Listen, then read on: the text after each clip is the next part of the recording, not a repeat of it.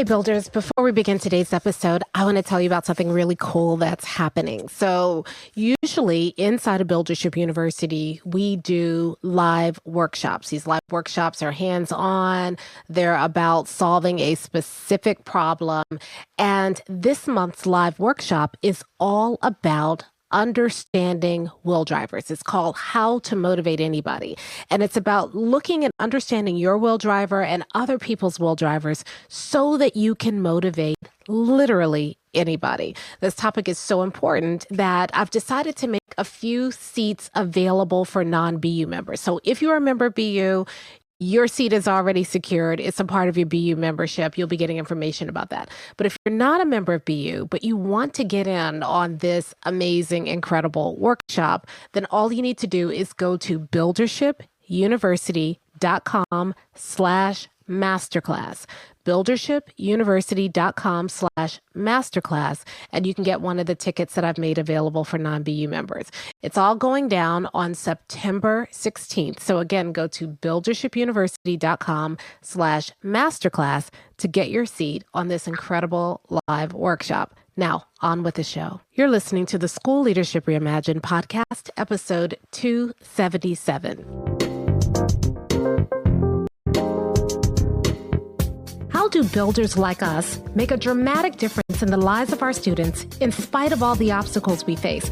How do you keep your vision for your school from being held hostage by resistant teachers, uncooperative parents, ridiculous district policies, or a lack of time, money, or resources? If you're facing those challenges right now, here is where you'll find the answers, strategies, and actionable tips you need to overcome any obstacle you face. You don't have to wait to make a difference in the lives of the people you serve. You can turn your school into a success story right now with the people and resources you already have. Let's get started.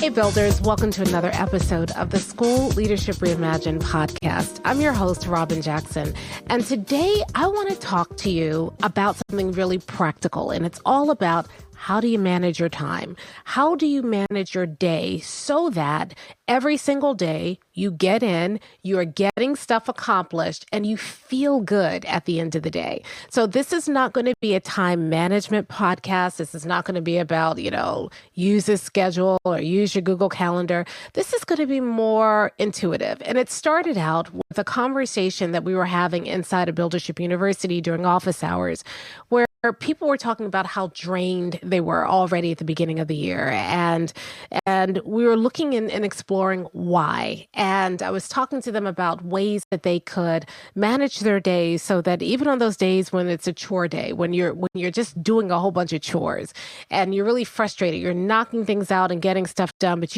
those are just the chores. It's not the real work that you really want to do. How do you manage your days so that you can still end even those kinds of days energized? How do you manage your days and your time so that you're not depleted at the end of the day?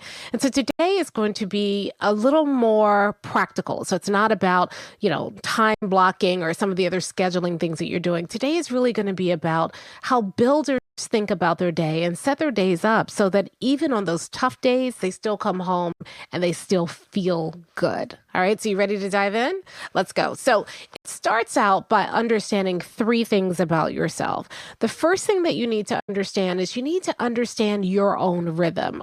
Are you better in the morning? Do you have an energy slump in the afternoon? Do you get a new surge of energy in the afternoon? What is your own energy rhythm? So I'll talk about that more in a second. But the first thing is you need to understand your energy rhythm. The second thing you need to understand is you need to understand your will driver. Now, I'll be doing a workshop inside of Buildership University on will drivers coming up next week. And we're going to give you tickets available for those of you who want to kind of peek inside of Buildership University and get the information about will drivers. And to do that, you can go to buildershipuniversity.com/masterclass. But you need to understand how you are motivated so that you can design your day in a way that meets and feeds your will driver. So let's first start with the energy piece, and then we'll end with the will driver piece. So I'll be honest, I am not a morning person at all. If it were up to me, I'd sleep late. I stay up far later than I should. But I just don't do well in the morning. And so I like a slow morning. I like to kind of come into work and kind of ease into work. And when I was a teacher, that meant that a lot of times what I would do is if I could arrange it, I would try to get my planning period to be the first period of the day. So I can come in, I can ease into work, I can get myself together and be ready to go. So every time I could, I would try to get my planning period the first period of the day.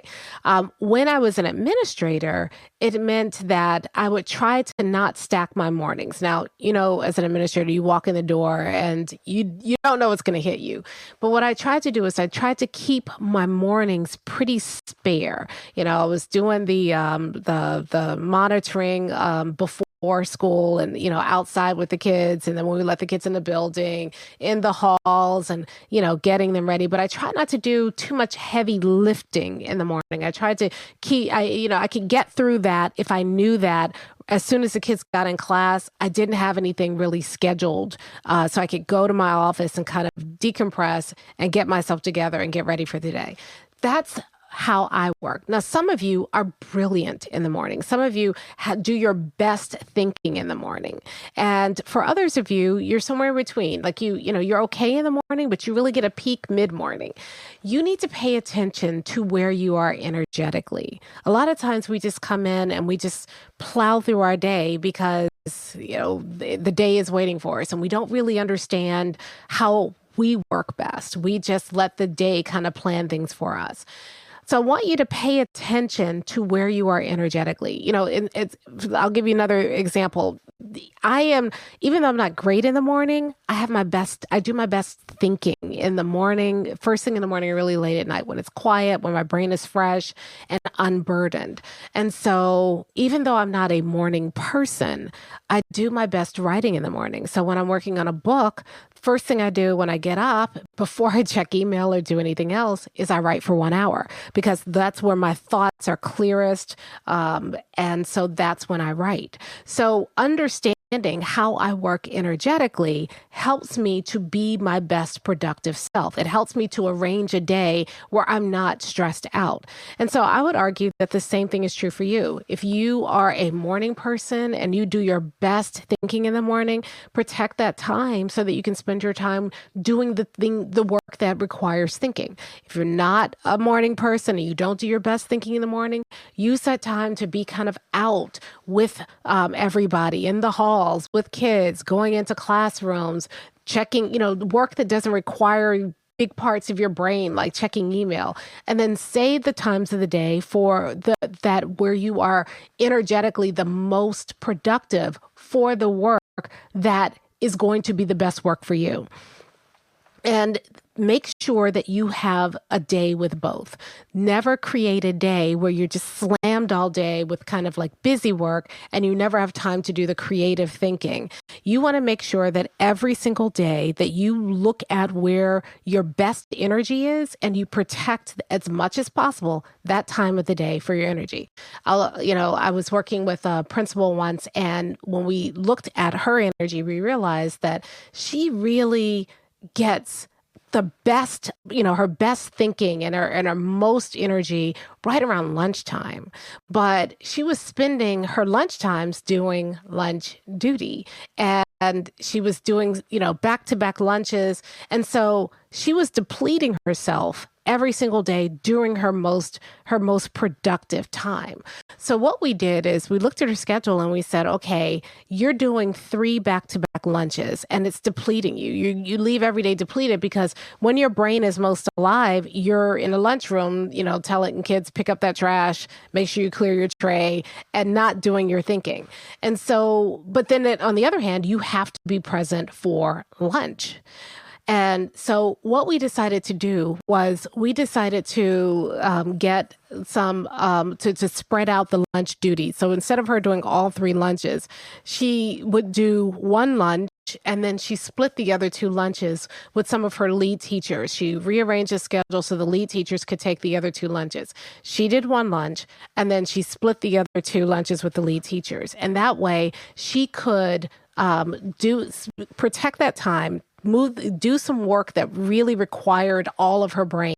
And then when she finished, go into lunch. But then by the time she did that, she would take the third lunch. By the time she went into the third lunch, she had done work that really energized and excited her. And it fixed her attitude for doing that. She could easily do the third lunch. She was happy. She had spent that time thinking and doing that work. So when she walked into lunch, she was in a great mood. She got along better with the kids. Her relationships with the kids got better, and we protected that time. If you are better at the end of the day, then don't stack up a whole bunch of meetings at the end of the day that deplete you of your energy. Pay attention to your energy. Pay attention to when you are at peak energy, and make sure that you are preserving those parts of the day for the work that that really feeds you and that you can bring the most energy to. And then when you leave, the rest of the day feels different, because the rest of the day feels like, okay, well, I've gotten that done. I've used my brain in the ways that I like to use my brain. And so then it changes your attitude about the other work that you're doing for the rest of the day when you can. It doesn't always happen that way, but when you are intentional about doing that, you will find that it will happen a lot more often and a lot more frequently than you think. Protect that time. Protect your best parts of the day so that you can use your brain to do the work that matters most. Okay, so that's the first thing. The second thing you need to do is pay attention to your will driver. So I'm not going to be able to go deep into will drivers during this podcast, but I will tell you that all of us are motivated by four things. We're motivated by this need for mastery, the idea that I can be good at the things that matter. We're motivated by need for connection or belonging, that I matter to people who matter. We're motivated by a need for autonomy, that I have choices over the things that matter. And we're motivated by a need for purpose. I am doing work that matters. Okay. All of us need all four. But I have observed over the last 20 years that all of us has a dominant will driver. We all need one of those things more than we need the other three. So for some of us, our need for mastery outpaces our need for everything. It's the source of our motivation. For others of us, it's the need of connection. That's the source of our motivation. For some of us, it's the need for purpose. And for others of us, it's the need for autonomy. If you understand your dominant will driver, then you can start to think about what you need to stay motivated. And you can begin to be intentional about feeding your source of motivation. Hey, it's Robin here. Real quick, I just want to interrupt this episode for just a second, because if you are enjoying what you're hearing, then would you mind sharing this episode with somebody else? So all you need to do is just go to your phone, if you're listening to it on your phone or your podcast player, and then click the three dots next to this episode, and it'll give you the option to share the episode. Now, if you do that, three things are going to happen. First, the person that you shared with is going to think you're a hero, especially if they're struggling with what we're talking about right now. They're going to love you. Secondly, you're going to feel good because you're going to get the word out about buildership and start building this buildership nation. And third, you will get my eternal gratitude, because I really want to get this out to the world, and you'd be helping me out. You'd be doing me a huge favor. So please share this episode with someone right now who's dealing with this same issue, someone you think would really benefit. And now back to the show. So here's what I mean by that. I'll use myself as an example again. My dominant will driver is mastery. The thing that motivates me the most, the source of my motivation, is this need to get good at things that matter. And so my day, the quality of my day is determined by whether or not I spent some time in that day getting good at something, whether or not I spent some time a day using a skill in a way that made me better, that made other people better. And so because I know that about myself, even on days when I know I'm slammed with other stuff, I try to carve out some time for mastery. So just recently, I had a day where I just had back-to-back meetings all day. I'd been out of the office. And so when I came back in, I had this backlog of meetings. And when I wasn't in meetings, I had deadlines, things I had to get to people. It wasn't necessarily the work that I wanted to do, but the stuff had been backing up. And so I had to get that stuff. We all have days like that. But I knew that I needed mastery. And so when I had an hour in my day where I didn't, between meetings, I'd gotten all the stuff done for my deadlines, and I had an hour that I had complete control over, I spent some time in that hour learning. Now, other people might look at that and say, well, that's frivolous because you still have all these other things on your to-do list. And why didn't you just knock all that stuff out?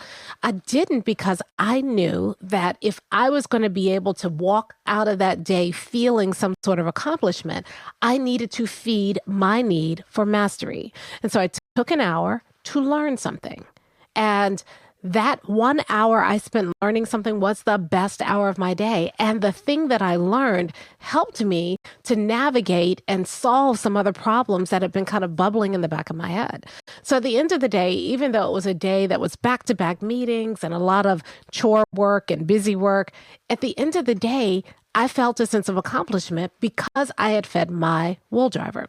Let's say that your will driver is connection or belonging, and you are just in back-to-back meetings, or you're locked in your office doing all this paperwork and trying to get caught up, writing up evaluations or teacher observations.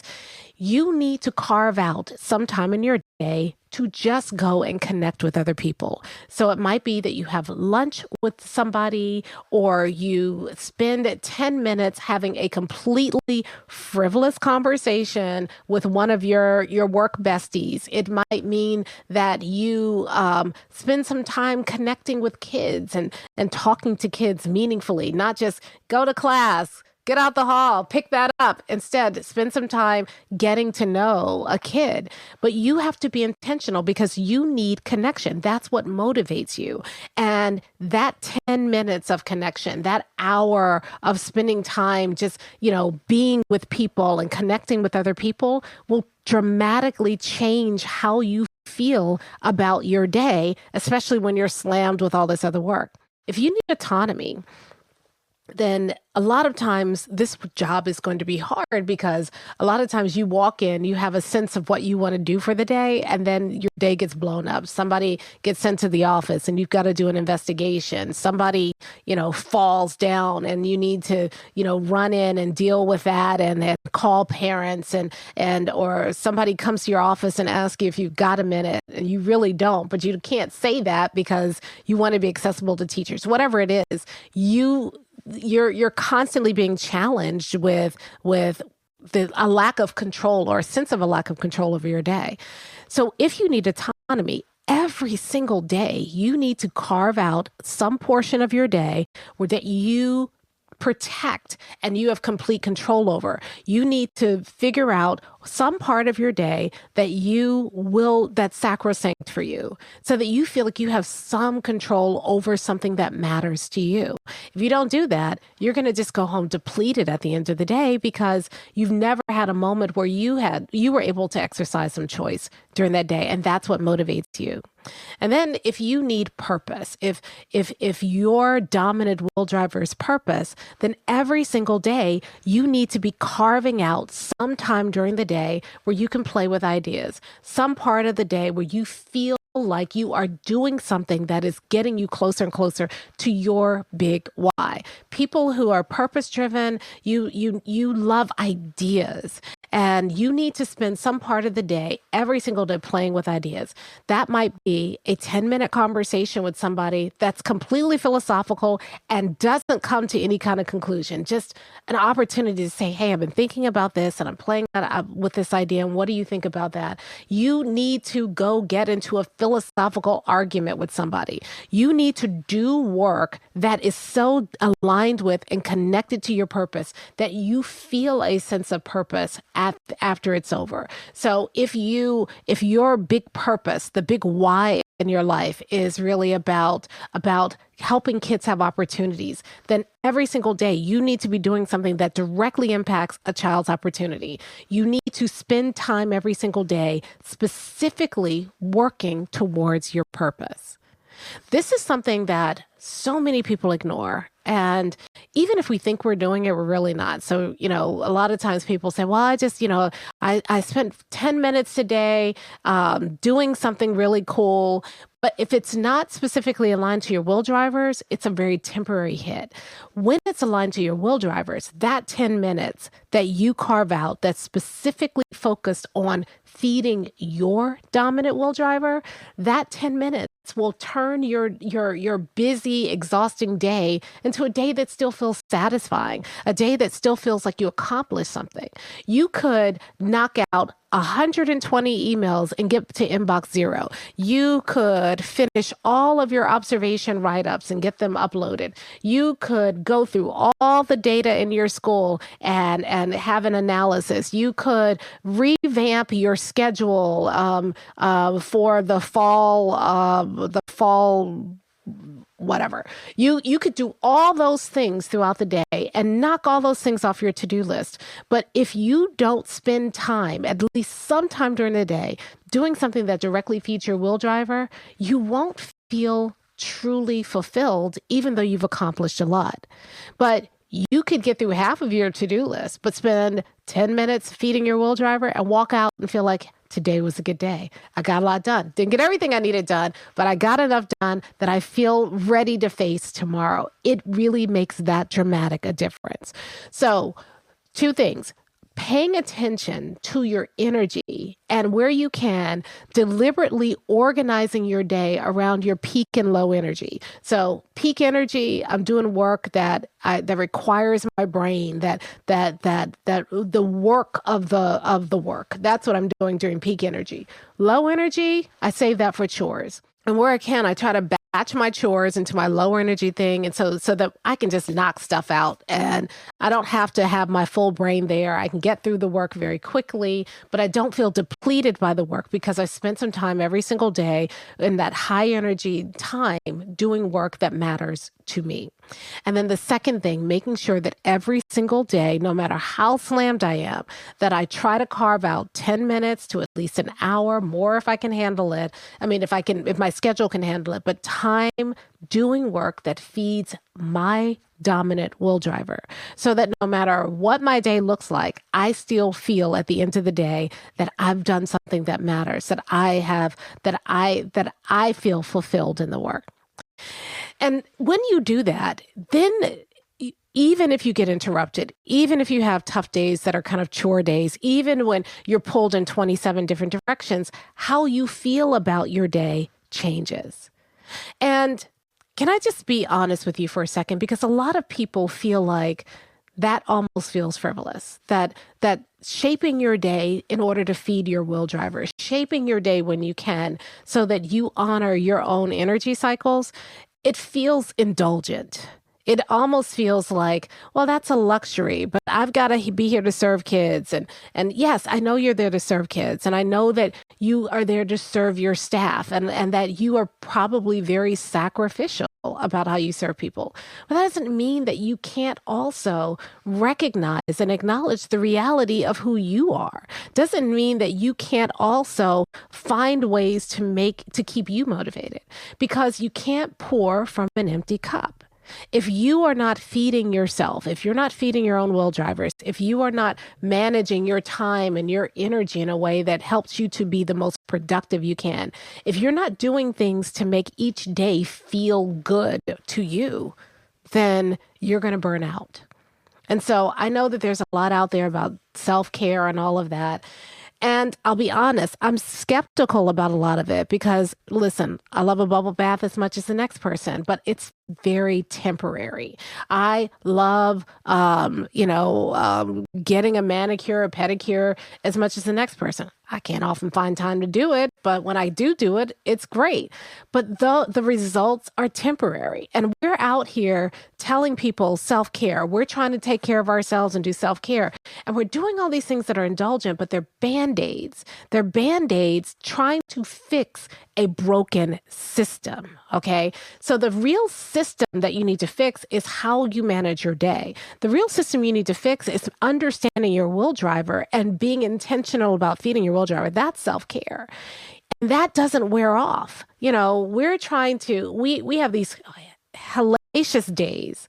And then we try to fix that by stopping at Starbucks on the way home and eating some high-calorie coffee drink that tastes good, but is going to make us feel sluggish at the end. And then we think that's self-care. Or we decide, this weekend I'm not going to do any work. The work still piles up, but this weekend I'm not going to do any work. I'm just going to kind of, give me a me day or do a spa day. I love spa days, but spa days don't fix the problem. Spa days put Band-Aids on the problems. So what I'm suggesting is that instead of doing all of that first, fix the problem.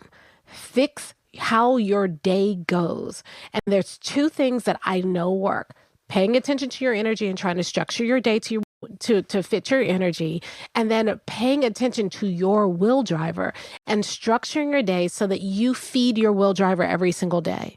Then you can actually go enjoy the spa day because you're not all stressed out and you take 25 minutes to unwind and your half of your massage is over. Then you can actually go enjoy the massage or the manicure or the whatever it is that you're drinking. You get to enjoy all of that because you're coming to that whole. You're not coming to that broken and hoping that the massage is going to fix what's broken. You're coming to that massage and truly enjoying it because you have structured your days so that you're not being depleted by this work, so that you are refueling your energy and refueling your will driver and your motivation every single day so that you show up every single day as your best self. That's how you take care of yourself. That's how you make sure that you are giving your best every single day.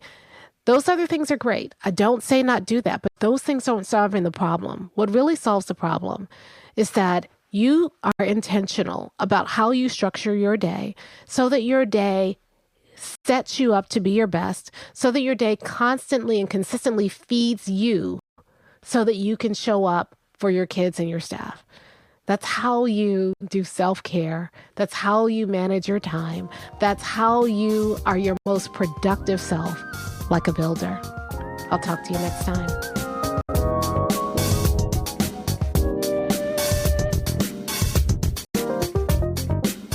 Hey, if you're ready to get started being a builder right away, then I want to invite you to join us at Buildership University. It's our exclusive online community for builders just like you, where you'll be able to get the exact training that you need to turn your school into a success story right now with the people and resources you already have. Inside, you'll find our best online courses, live trainings with me, tons of resources, templates, and exemplars, and monthly live office hours with me where you can ask me anything and get my help on whatever challenge you're facing right now. If you're tired of hitting obstacle after obstacle and you're sick of tiny little incremental gains each year, if you're ready to make a dramatic difference in your school right now, then you need to join Buildership University. Just go to buildershipuniversity.com and get started writing your school success story today. Hey, it's Robin here, and I want to thank you for listening to today's episode. Now, if you have a question about today's episode or you just want to keep the conversation going, did you know that we had a School Leadership Reimagined Facebook group? All you need to do is go to Facebook, join the School Leadership Reimagined Facebook group. Now, there are going to be a couple of questions that we ask at the beginning because we want to protect this group and make sure that we don't have any trolls come in, and that it really is for people who are principals, assistant principals, district administrators. So make sure you answer those questions or you won't get in. But then we can keep the conversation going. Plus, we do a lot of great bonus content.